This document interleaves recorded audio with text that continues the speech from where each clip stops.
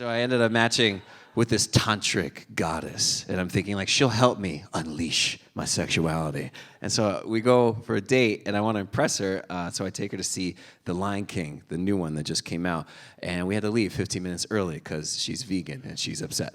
And now we're back at my place. I'm thinking at least we can have sex to make things better. And there's always that obstacle when you're about to hook up with someone, and especially as a woman. She says, "Oh, I can't." She was on her period. "Sorry, I'm on my moon cycle," as she calls it. My moon cycle.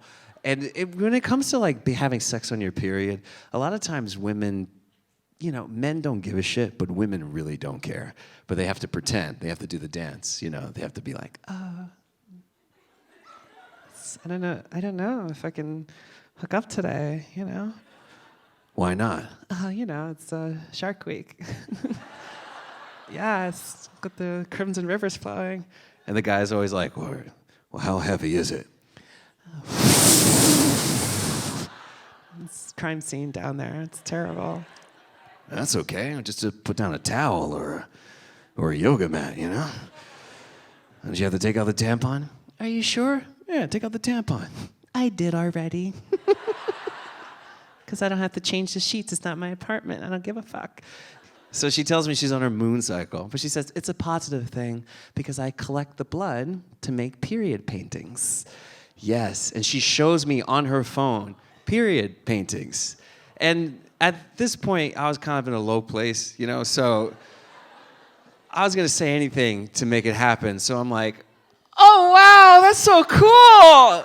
Like when a 4-year-old shows you a painting, you're like, oh, look at that. Oh, you can look at the composition. It's just like that's a period Picasso. That's fantastic. She's like, yeah, it makes me feel super empowered. I'm like, me too. So we decided to still keep going because I wanted this to happen. She wanted this to happen. But before she can engage in coitus, she has to clear the spirits from the room. So she lights these sage sticks and she starts walking around my apartment chanting something from Harry Potter. Just I don't know what to do. I wanted to get laid, so I just joined in. I'm like, she's like, all right, so are you gonna take out the tampon? She's like, yeah, but I don't use a tampon. I use a Diva cup. Diva cup, it's like a Bloody Mary. And so I'm thinking she's gonna go to the bathroom to take this out. No, she just goes right to my bedside table. She's like, and then pulls this thing. She's like, you know, I don't wanna forget this, so I'm just gonna put it right here. Is that okay with you? And I'm like, I wanted to get laid, so I just went with it. I'm like, it's fine. You know, it was like a little McDonald's ketchup, you know what I'm saying? I was like, I can put that in the refrigerator if you want. She's like, it's okay. To slide down and feel the energy, breathe. And I'm like, so she starts, and I'm nervous because she's a tantric goddess. So I'm thinking I'm not going to be good enough for her. But she just gets on top, and she forgets all about me, just shuts my head down, and she just goes, ah! I don't know what to do, so I just join in. I'm like, ooh.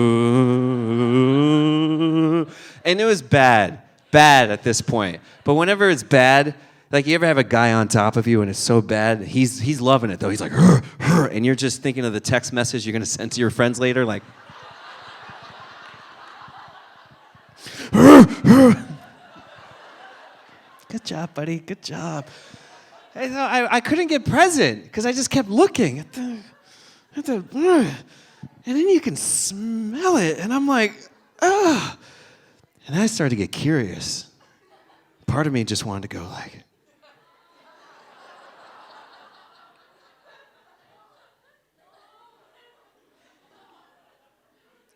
Simba. I didn't do it. I should have, though.